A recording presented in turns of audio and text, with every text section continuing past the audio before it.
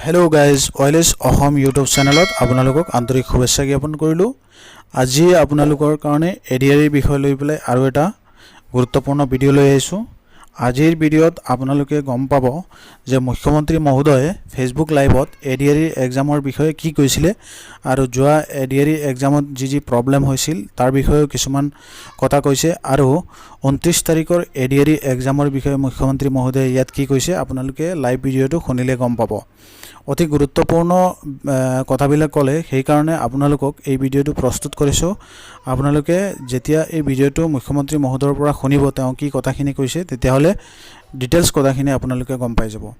আৰু অহা 29 তাৰিখৰ এডিআৰই এক্সামত কেনেকা চেকিং হ'ব, কি সিস্টেমত এক্সামটো হ'ব আৰু শুভেচ্ছা জ্ঞাপন কৰিলে সকলো ছাত্ৰ ছাত্ৰীক ভালকে এক্সাম দিবৰ কাৰণে এই বিষয়ে মুখ্যমন্ত্ৰী মহোদয়ে ফেসবুক লাইভতে জনাইছিল। তো আহা আমি মুখ্যমন্ত্ৰী মহোদয়ৰ এই ফেসবুক লাইভত তেওঁ কি কৈছে ডিটেইলছ কথাখিনি শুনিলে আমি সকলো বস্তু গম পাই যাম আৰু যাতে এডিআৰই এক্সাম সকলোৰে ভালে হয় তাৰে কামনা কৰি আজিৰ এই ভিডিঅ'টোত মুখ্যমন্ত্ৰী মহোদয়ৰ ভিডিঅ'টো আপোনালোকক শুনাবলৈ আগবঢ়ালো। আহা আমি শুনো। পাবলৈ 29 তাৰিখৰ পৰীক্ষাৰ বাবেও সকলোকে আগতীয়াকৈ শুভেচ্ছা জনালো আৰু এডিআৰই পৰীক্ষাত আমি গ্ৰহণ কৰা বিভিন্ন ব্যৱস্থা OMR এনসাৰ কি প্ৰত্যাহ্বান জনাব পৰা সুবিধা স্বচ্ছতাৰ দিশত গ্ৰহণ কৰা প্ৰতিবোৰ সুবিধা আপোনালোকে গ্ৰহণ কৰক তাৰ বাবে মই আপোনালোকক পুনৰ এবাৰ আহ্বান জনালো।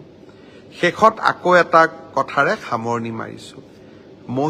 মহিলাক চেক কৰাটো ফ্ৰিস্কিং কৰাটো আমি আপত্তি কৰিব নালাগে, কাৰণ বিভিন্ন বিমানবন্দৰৰ পৰা বিভিন্ন পৰীক্ষাত তেনেকৈ চেকিং কৰে। খালি চেকিং কৰোতে পুলিচে প্ৰাৰ্থীসকলক সৌজন্যতা দেখুৱাব লাগে, শ্ৰদ্ধাৰে সৈতে চেকিং কৰিব লাগে, আনজন ব্যক্তিক সন্মান জনাই চেকিং কৰিব লাগে। 29 তাৰিখে আমি সেই ধৰণে পৰীক্ষাটো চলাবৰ বাবে চেষ্টা কৰিম। পুনৰ এবাৰ আপোনালোকক ধন্যবাদ জনালো ব্ৰডকাষ্ট লাইভত চাই থকা আৰু পিছত যিসকলে চাব সকলোকে ধন্যবাদ জনালো। লাহে লাহে ভিডিঅ'টো ভাল লাগিলে চেনেলটো সাবস্ক্ৰাইব কৰিব আৰু লাইক কৰিবলৈ নাপাহৰিব। ধন্যবাদ।